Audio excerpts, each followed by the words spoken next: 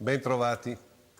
Renzi, in una intervista a Radio 24, al giornalista che gli chiedeva conto degli scontrini sui pranzi, cene e viaggi all'estero quando era presidente della provincia e poi sindaco di Firenze, ha così risposto: la vicenda sui miei scontrini è totalmente inventata. Trovo abbastanza imbarazzante che, a fronte di una vicenda talmente inventata, da una settimana io devo rispondere su questa questione. Ma si dà il caso che lui non abbia mai risposto a queste domande. È da oltre una settimana che il Fatto Quotidiano pubblica ogni giorno degli scontrini con i relativi costi dei ristoranti e dei viaggi, chiedendo i nomi dei partecipanti e le motivazioni istituzionali che giustificano queste spese. Sono soldi pubblici ed un politico ha l'obbligo di fare chiarezza. I dati sono noti perché la Corte dei Conti e la Procura Fiorentina avevano dal 2012 avviato una verifica sulle spese di rappresentanza sostenute da Renzi, perché negli anni in cui era presidente della provincia, 3 anni, ha speso 600.000 euro per pasti e altre centinaia di migliaia di euro per dei viaggi all'estero. Fatture nelle quali è impossibile conoscere le causali, visto che sono indicate con la dicitura pasto unico, come i 1.260 euro pagati al ristorante Dalino, oppure i 1.855 alla taverna del Bronzino o i 1.224 euro spesi in un sol colpo al caffè Nannini, una pasticceria. Fatture saldate tutti con bonifici dalla provincia. E Renzi, il chiacchierone per antonomasia, anche se è stato sollecitato più volte a dare delle spiegazioni per poi appunto rendere pubblico, non risponde, rimane muto come un pesce. Sentite ora in una intervista al Fatto Quotidiano cosa dice tra l'altro Lino Amantini, titolare del rinomato ristorante fiorentino Dalino. Il giornalista gli chiede se si ricorda Renzi come suo cliente, visto che non ricorda le date dei pasti.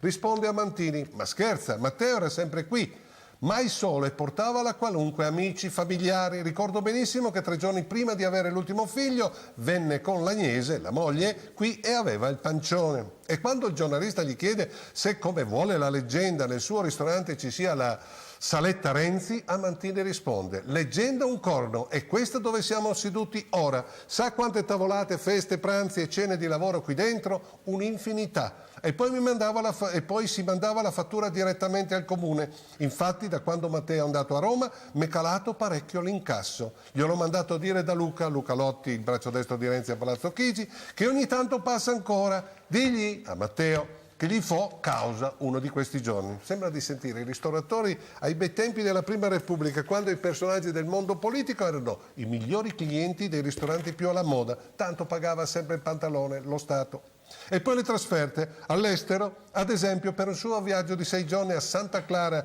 in California, la provincia di Firenze pagò 26.775 euro. E dopo aver vinto le primarie del PD per candidarsi a sindaco di Firenze, Renzi varca nuovamente all'Atlantico, accompagnato da Marco Carrai e da un assessore al costo di 45.000 euro. Solo nel 2007, sempre a spese della provincia di Firenze, il nostro amato Presidente del Consiglio ha effettuato 7 viaggi negli Stati Uniti. A Washington, il 2 novembre, sempre del 2007, scende per una notte all'Hotel Four Seasons, saldando un conto di 1.859 euro per poi spostarsi a Boston ed in un giorno spende altri 1.769 euro saldi pubblici. Ma anche da sindaco di Firenze non si è fatto mancare nulla, sempre a spese dei contribuenti. Ad esempio, si è recato a Johannesburg, nel Sudafrica, per consegnare il premio Fiorino d'Oro personalmente a Nelson Mandela, e probabilmente c'è molto ancora altro da scoprire, da venire allo scoperto. Ma a spanne mi pare che Matteo nostro abbia abusato dei ruoli pubblici che ha occupato e occupa, spendendo e spandendo a piene mani denaro dei contribuenti, e il nuovo aereo presidenziale è la dimostrazione plastica delle sue manie di grandezza.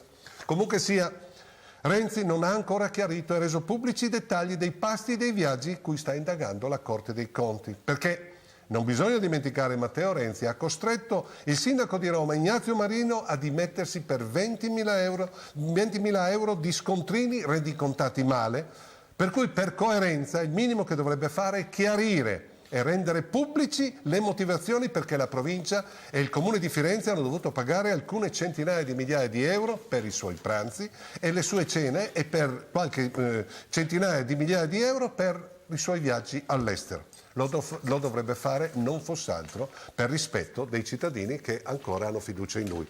Ci vediamo giovedì prossimo.